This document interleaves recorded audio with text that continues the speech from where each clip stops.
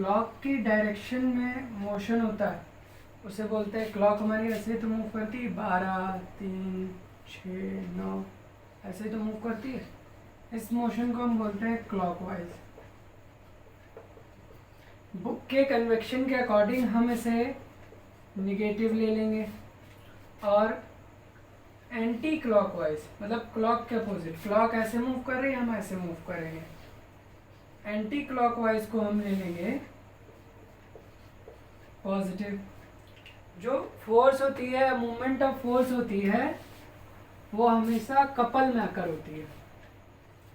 जैसे कि अगर ये डोर है और ये हिंज पॉइंट्स हैं, अगर हम यहाँ फोर्स लगा रहे हैं और ये परपेंडिकुलर डिस्टेंस यहाँ से d है, तो इस हिंज पॉइंट पे भी इक्वल एंड अपोजिट फोर्स लग रही होगी, लेकिन इसका आउटकम कितना है, इसका टॉर्क कितना होगा, force into perpendicular distance. Perpendicular distance इस पॉइंट पे कितनी है, 0, तो इसका टर्निंग इफेक्ट कितना हो जाएगा, ये दरवाज़ा क्या घूमेगा, नहीं।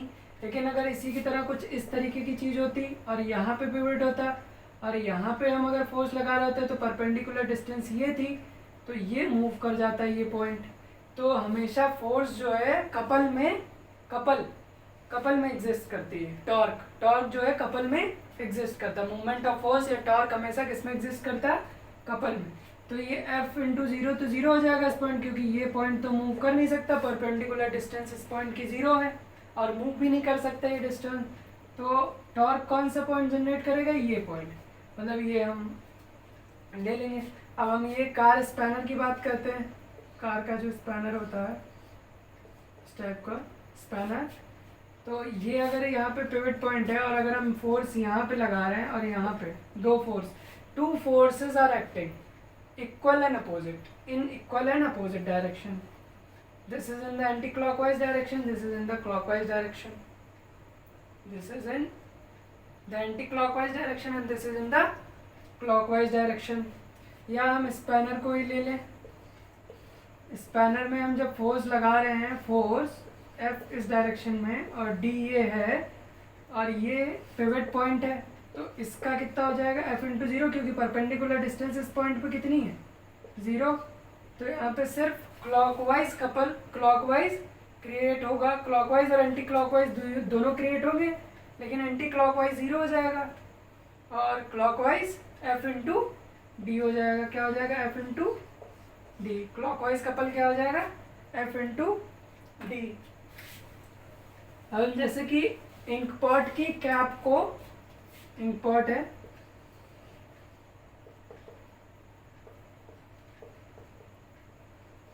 इसकी जब हम कैप को बंद करते हैं इस तरीके से, तो एक फोर्स इस डायरेक्शन में लगा रहे होते हैं और एक फोर्स इस डायरेक्शन में लगा रहे होते हैं। तो मूवमेंट ऑफ फोर्स या टॉर्क हमेशा कपल में एग्जिस्ट करता है, couple of forces acting on the body.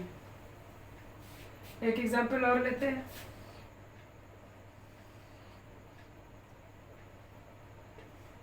ये एक फिक्स्ड पॉइंट O है और अगर हम फोर्स F इस डायरेक्शन में लगा रहे हैं और ये पॉइंट हो जाएगा A, O, P और इक्वल एंड अपोजिट फोर्सेस लगा रहे हैं, equal and opposite forces are acting at point A and B।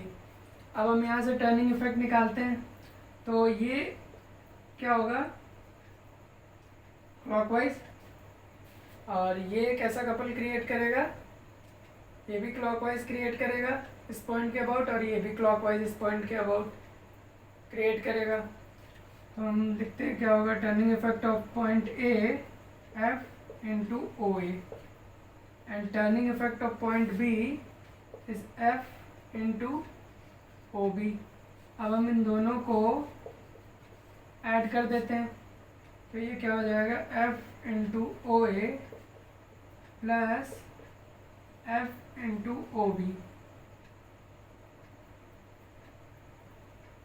इन दोनों से F कॉमन निकाल लेते हैं, तो हमारे पास बचेगा OA plus OB। OA plus OB is nothing but AB। तो ये क्या निकल के आया, F इंटू AB। टॉर्क हमारा क्या निकल के आया, टॉर्क या मूवमेंट ऑफ फोर्स हमारा क्या निकल के आया, F इंटू AB। तो यहाँ से ये चीज़ हमने प्रूव कर दी ना कि मूवमेंट ऑफ फोर्स हमेशा जो है कपल में